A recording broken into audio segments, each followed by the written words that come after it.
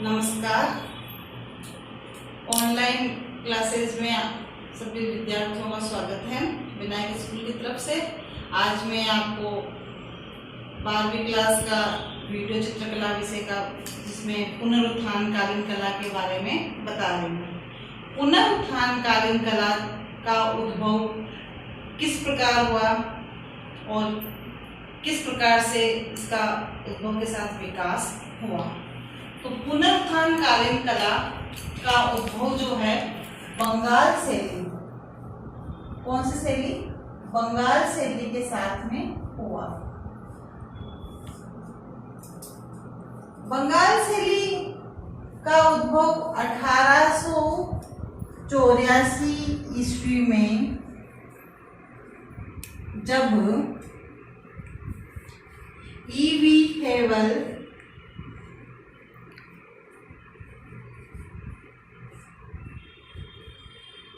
हेवल मद्रास कला विद्यालय के प्राचार्य बने। तो उसी के साथ जो है पुनरुत्थानकालीन कला का विकास होता है। पुनरुत्थानकालीन जो कला है, इसका विकास नई कला के रूप में होता है। नई कला का मतलब क्या हुआ? नई कला का मतलब हुआ हेवल इन संसार का ध्यान जो है भारतीय प्राचीन कला जो है उसकी ओर जाना, न कि पाश्चात्य कला की तरफ। क्योंकि जब हमारे देश में पाश्चात्य कला व्याप्त हो गई थी, तो पुनरुत्थान पुनः भारतीय कला, प्राचीन कला की ओर ध्यान आकृष्ट करना। तो उस समय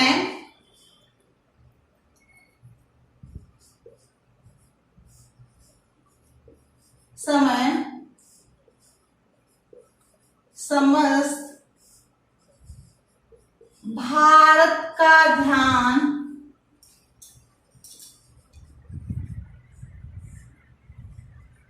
भारतीय प्राचीन कला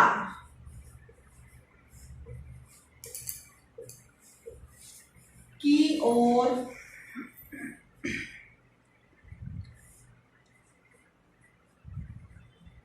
आकृष्ट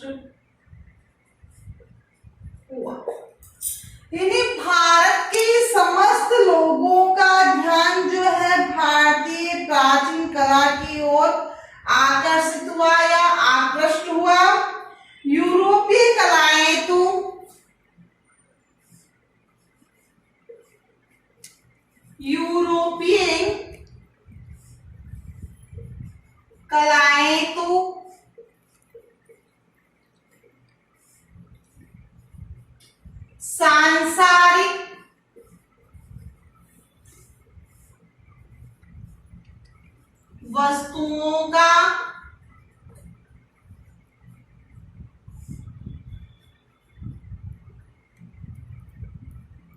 सांसारिक वस्तुओं का ध्यान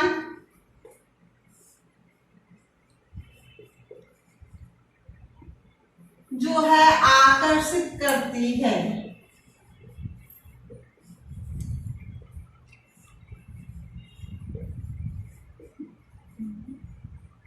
लेकिन भारतीय कला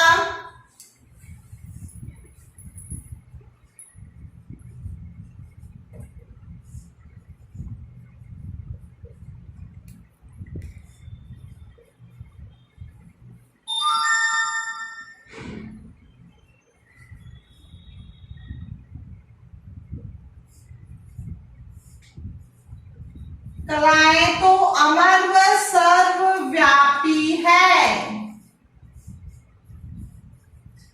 पाश्चात्य कला जो है, यूरोपीय कला, वो तो केवल सांसारिक वस्तुओं का ध्यान आकर्षित करती है। लेकिन भारतीय कला तो कैसी है? अमर व सर्वव्यापी है। इसके बारे में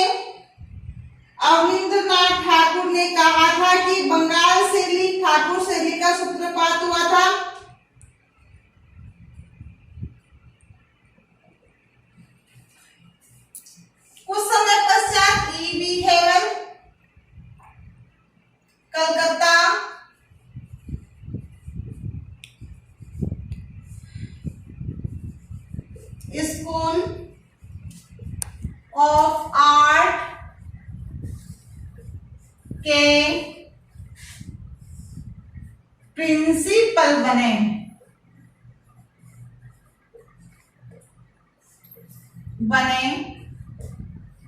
और उसके बाद में जो है उनके संपर्क में कौन आए?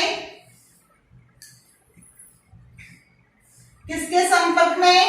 EV Havell, school of art, Calcutta school of art के प्रिंसिपल कौन बने थे? E V Havell. और ईवी हेवल के संपर्क में कौन आए? अवनींद्रनाथ ठाकुर।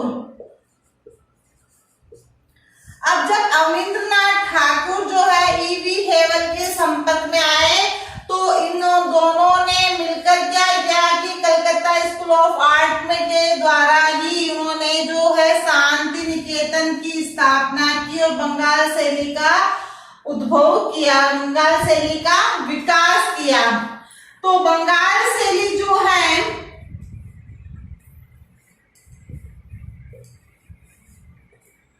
शैली का विकास किया और बाद में कलकत्ता में शांति निकेतन की स्थापना की।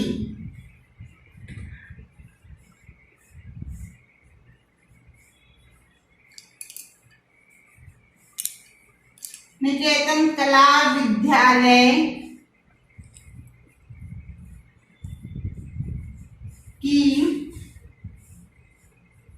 स्थापना की।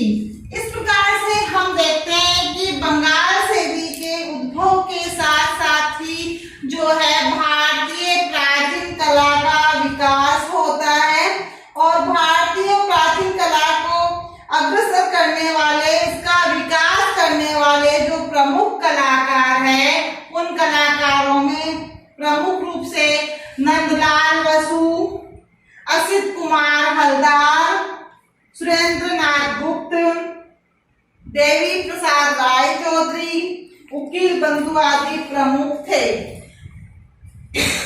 इसके बाद हम देखते हैं कि बंगाल शैली की प्रमुख विशेषताएं कौन कौन सी है। तो बंगाल शैली की प्रमुख विशेषताएं ज्यादा नहीं है, 5 या 6 है और इस प्रकार का अगर प्रश्न आता है तो 1 नंबर का प्रश्न आएगा। तो बंगाल शैली की प्रमुख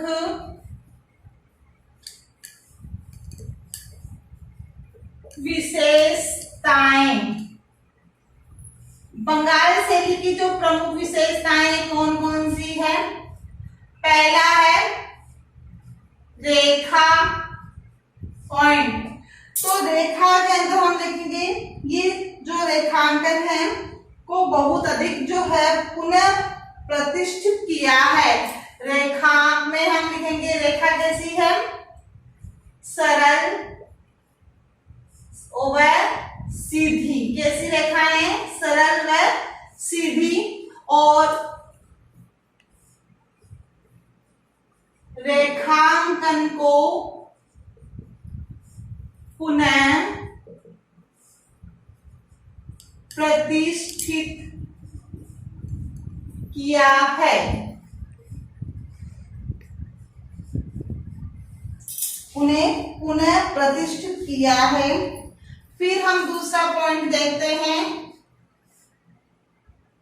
शैली। अब रेखाएं तो एकदम सरल सीधी व लयात्मक गयात्मक। कैसी है? लयात्मक व गयात्मक, गति प्रदान करने वाली और रेखांकन को पुनः प्रतिष्ठित किया गया है। अब शैली कैसी है हमारी? चित्र शैली। शैली कैसी है? एकदम सरल। कैसी है? सरल व स्पष्ट और भारतीय शैली है। कैसी है? सरल व स्पष्ट और उसके बाद कैसी है बेटे? भारतीय शैली।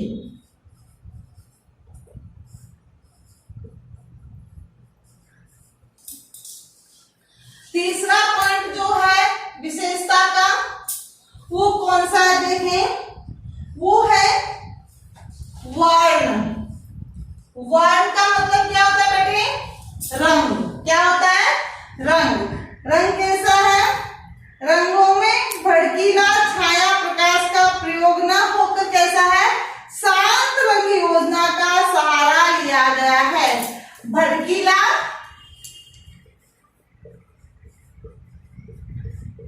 रंगों का व छाया प्रकाश का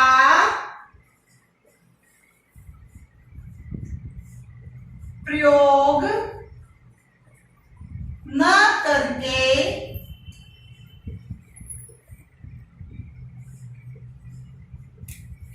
शांत रंग योजना प्रयोग न करके शांत रंग योजना का प्रयोग किया गया है।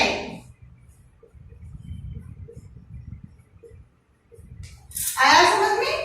फिर इसके बाद हमारा जो चौथा पॉइंट है वो है तकनीकी। तकनीकी का मतलब होता है आधार, किस आधार पर चित्रण बनाया गया है। तो चौथा पॉइंट हमारा होगा कि जो चित्र है वो रहस्यात्मक वातावरण में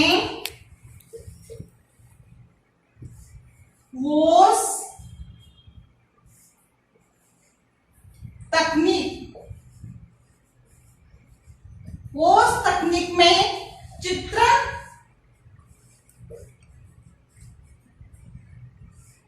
कार्य किया गया है। फिर पांचवा पॉइंट है इसमें छाया प्रकाश का नंदकी प्रयास किया गया है। कैसा प्रयोग? छाया प्रकाश का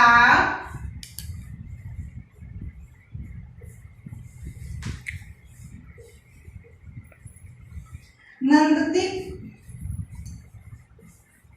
प्रयास किया गया है।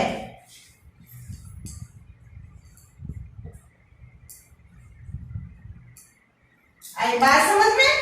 फिर छठा पॉइंट जो है वो है प्रकृति। चित्रों में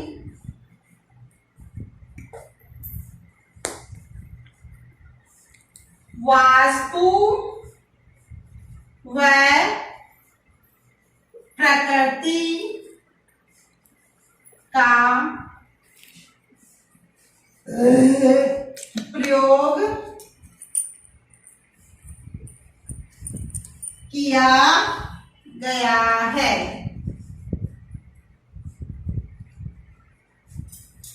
इस प्रकार से हम देखते हैं आगे इसका जो पॉइंट है 6 नंबर का वो है कि इसमें जो आलेखन अकबरी या मेवाड़ी परंपरा भी जो है इसमें समाप्त हो गई थी और आलेखन व्यवस्था बहुत अच्छी की गई है।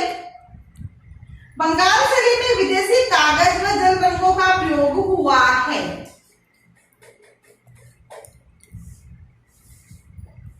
बंगाल शैली में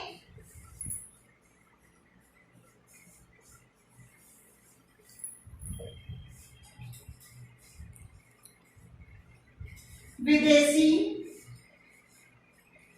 कागज व रंगों का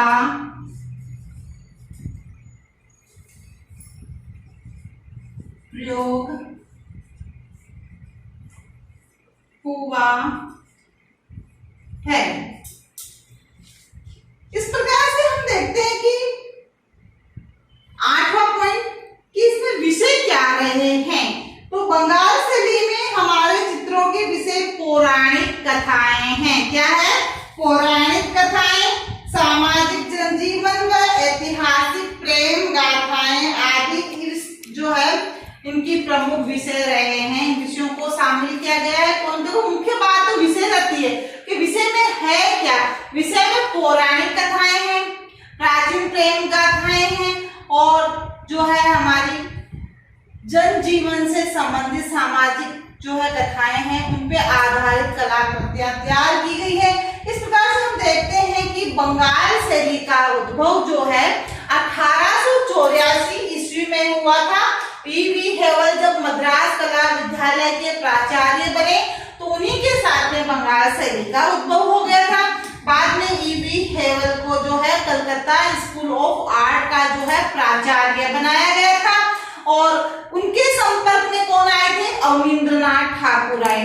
उन दोनों ने मिलकर बंगाल शैली का विकास किया और वहां पे कलकत्ता में शांति निकेतन कला विद्यालय की स्थापना की। अब इसमें प्रमुख रूप से जो है सहयोग करने वाले नंदलाल बसु है, देवी प्रसाद राय चौधरी है, उकील बंधु है। इन्होंने जो है सहयोग किया और बंगाल शैली का विकास किया। बंगाल शैली में प्रमुख रूप से जो है भारतीय कलाओं को शामिल किया गया और पौराणिक जो प्राचीन कथाएं हैं, सामाजिक कथाएं हैं, पौराणिक जो है हमारी पुरानी प्रेम गाथाएं हैं, उन पे आधारित कलाकृतियां बनाई गई। बंगाल शैली में भारतीय कला को इतनी अधिक गहराई से स्थापित किया कि भारतवासियों का ध्यान भारतीय कला की ओर आकृष्ट हो गया। उसमें नंदलाल बसु ने कहा था कि पाश्चात्य कलाएं तो केवल सांसारिक वस्तुओं का ज्ञान करवाती है, जबकि भारतीय कला तो संपूर्ण हमारा विकास करती है। भारतीय कला तो अमर है, वह सर्वव्यापी है। उसके बाद हमारी जो बंगाल शैली है उसकी प्रमुख विशेषताओं में हमारी रेखा जो है उसमें सरल, सीधी, लयात्मक, गयात्मक और रेखांकन का पुनः प्रतिष्ठित किया गया है। जो शैली है वो भी एकदम हमारी सरल स्पष्ट है, भारतीय शैली है और रंगों में उसमें भड़कीले रंगों का प्रयोग नहीं हुआ है, कोई ज्यादा छाया प्रकाश का प्रयोग नहीं है, एकदम शांत रंगों का प्रयोग हुआ है। कहीं कहीं हमने छाया प्रकाश का भी प्रयोग किया है, लेकिन जो वातावरण है वो रहस्यात्मक वातावरण उत्पन्न किया है। वास तकनीक में हमने इस कला को बनाया है, चित्रण कार्य किया, छाया प्रकाश का आनंदी प्रयास किया और चित्रों में प्रकृति व वास्तुकला का भी हमने प्रयोग किया है। बंगाल शैली में विदेशी कागज व रंगों का प्रयोग हुआ है क्योंकि उस समय पाश्चात्य कला को समाप्त करके भारतीय कला को स्थापित किया जा रहा था, तो उसमें प्रारंभ में जो है विदेशी कागज का प्रयोग है। बाद में हमने भारतीय कागज को ही जो है काम में लिया। इस प्रकार से हम बंगाल शैली की प्रमुख विशेषताओं को देखते हैं। अब जो है पुनरुत्थान कालीन कला के प्रमुख जो कलाकार है नंदलाल बोस, असित कुमार हलदर, एम रहमान जुगताई, आनंद कुमार स्वामी, ईवी हेवल, रविंद्रनाथ ठाकुर, अवनींद्रनाथ ठाकुर, यामिनी राय और अमृता शेरगिल। अब आज हम जो है नंदलाल बसु के बारे में जानकारी हासिल करेंगे। पुनरुत्थान कालीन कला बंगाल शैली के प्रमुख जो कलाकार है वो है नंदलाल बसु।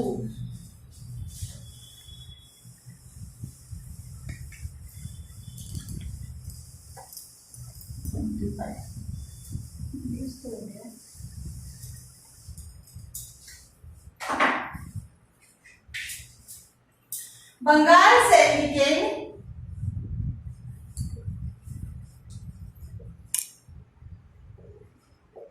प्रमुख कलाकार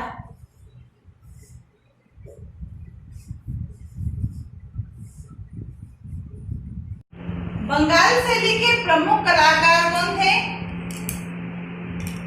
नंदलाल बसु। नंदलाल बसु किसके संपर्क में आए थे? अवनींद्रनाथ ठाकुर के।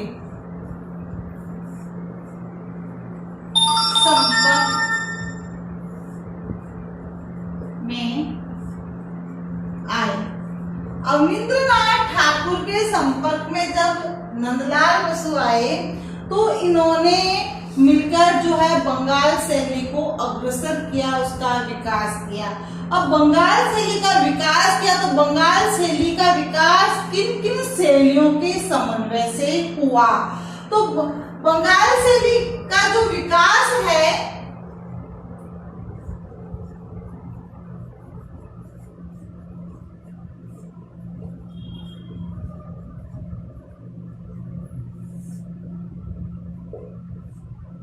चीनी, जापानी, ईरानी, मुगल व अजंता शैली के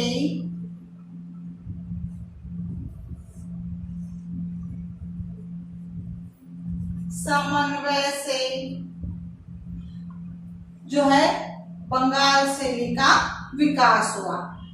चीनी, जापानी, ईरानी, मुगल व अजंता शैली के समन्वय से बंगाल शैली का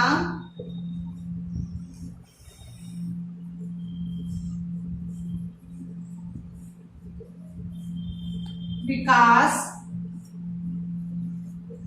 हुआ। ये शैली एक आंदोलन के रूप में विकसित हुई। किस रूप में विकास हुआ इस शैली का? एक आंदोलन के रूप में।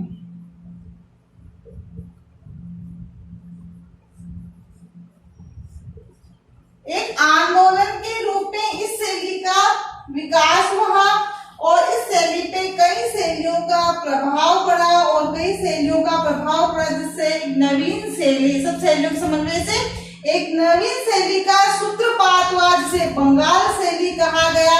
और बंगाल शैली का जन्म बौद्धिक विचार व स्वदेश प्रेम का प्रतिफल है। किसका फल है? बौद्धिक विचार व स्वदेश का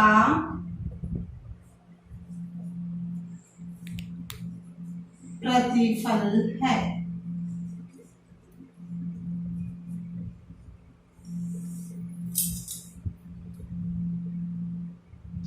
स्वदेश प्रेम जब तक नहीं होगा ना, तब तक किसी शैली का विकास नहीं हो सकता।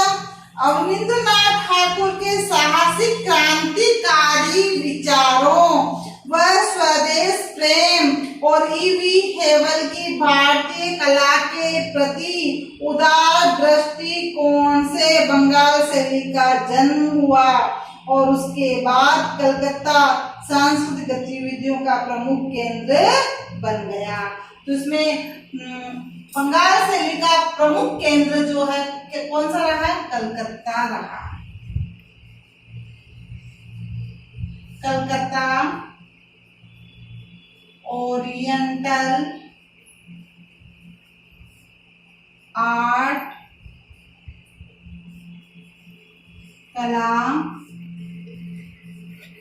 विद्यालय की जो स्थापना की गई थी और इस ओरिएंटल आर्ट कला विद्यालय के जो है प्राचार्य रविंद्रनाथ टैगोर को नियुक्त किया गया था और गुरुदेव रविंद्रनाथ टैगोर ने शांतिनिकेतन में कला विभाग के अध्यक्ष पदवी में नियुक्त किया गया। उसके बाद आज हम पढ़ेंगे नंदलाल बसु के बारे में। नंदलाल बसु जिनका जन्म और इनकी प्रमुख जो है शिक्षा कहाँ हुई? तो नंदलाल बसु का जन्म सितंबर में 1883 में हुआ। जन्म सितंबर में हुआ और 1883 ईस्वी में और मुंगेर में हुआ। कहाँ हुआ? मुंगेर में, जिला हवेली खड़गपुर में। कॉलेज की शिक्षा इन्होंने अपने स्वेच्छा से त्याग दी, क्योंकि बचपन से ही नंदलाल बसु का ध्यान कला की ओर आकृष्ट था। बचपन में बैठे बैठे कलाकृतियां बनाते थे, तो इन्होंने जो है कॉलेज शिक्षा को स्वेच्छा से त्याग दिया और कला की ओर आकृष्ट हो गए। कला विद्यालय में इन्होंने प्रवेश लिया, कोलकाता राजकीय कला विद्यालय में प्रवेश लिया। अवनींद्रनाथ ठाकुर के संपर्क में आए और 1917 में इन्होंने रविंद्रनाथ टैगोर के द्वारा स्थापित विचित्रा नामक कला शिल्प केंद्र है। कौन सा? विचित्रा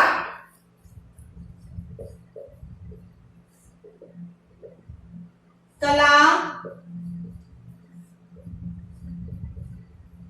शिल्प केंद्र की ओर इनका ध्यान गया और उसमें ये भाग लेने लगे और एक अच्छे कलाकार के रूप में उभर कर आए। तो इस प्रकार से आज हमने बंगाल शैली के बारे में जानकारी हासिल की।